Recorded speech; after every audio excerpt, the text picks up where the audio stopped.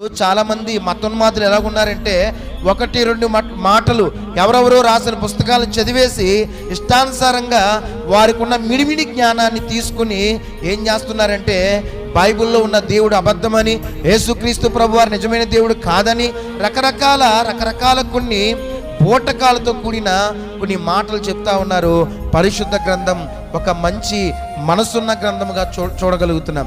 ఆయన మార్గమై ఉన్నాడు, ఆయన సత్యమై ఉన్నాడు. అందుకే ఈ రాత్రి నేను చెప్పాలనుకుంటున్నాను, యేసుక్రీస్తు ప్రభు గురించి ఎన్ని కల్పనా కథలు ఎంతమంది చెప్పినా, మీరు ఎంతమంది విన్నా అవన్నీ బోటకాలే.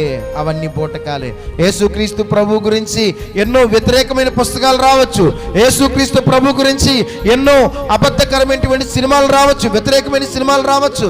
ఎన్ని రాసినా చూడండి, మనకు ఒక చరిత్ర చెప్తుంది. క్రీస్తుకు పూర్వము, క్రీస్తు సకము. ఈ మాట అందరికీ తెలుసు కదా. ఆయన లేకుండా చరిత్ర లేదనే విషయాన్ని గుర్తు చేసుకోండి.